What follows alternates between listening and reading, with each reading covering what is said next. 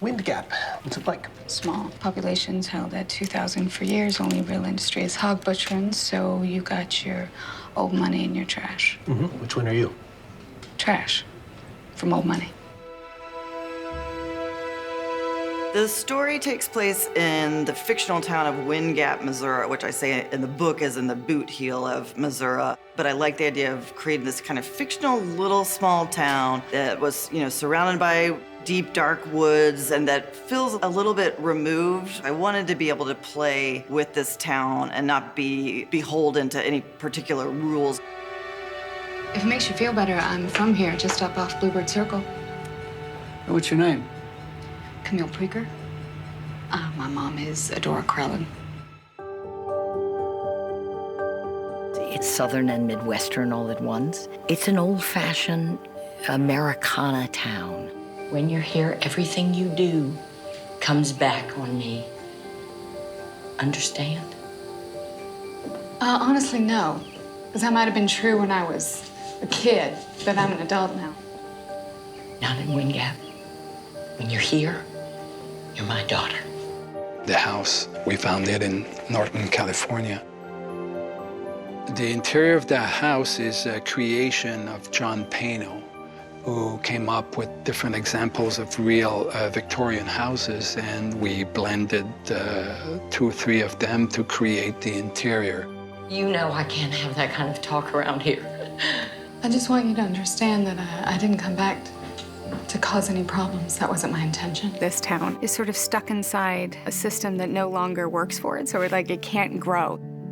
Its social structure is so defined by the events that have unfolded over the course of generations, and so it just hasn't really moved forward. It feels sort of stuck. Most they get from your hometown pals is a sugary passive aggression. Well, that is our specialty. We just nod and smile until the out-of-town asshole leaves us alone.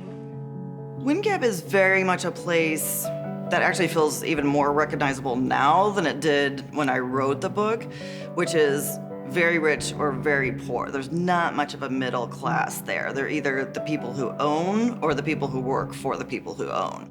Camille comes from a lot of money. In fact, she comes from the richest and most traditional and historically cemented family in town. They are the ones who hold the annual Calhoun Day, which is to celebrate the founding of the town. And so they're very much of this kind of patrician, old-fashioned type of Southern town.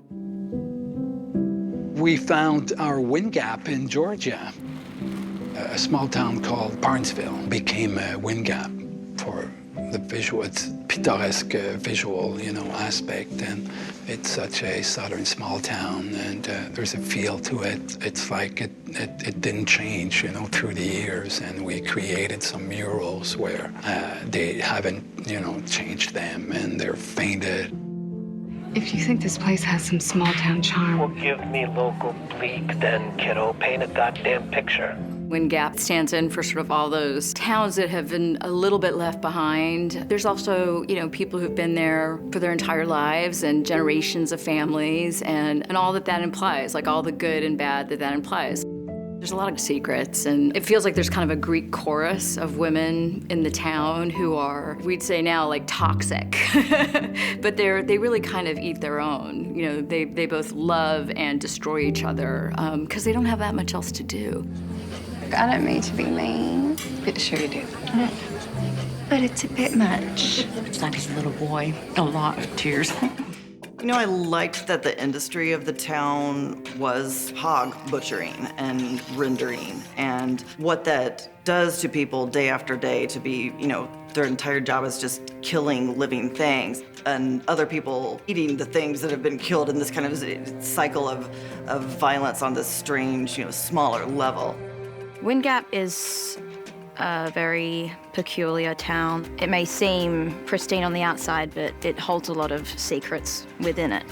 I really think that it is something very unique and haunting.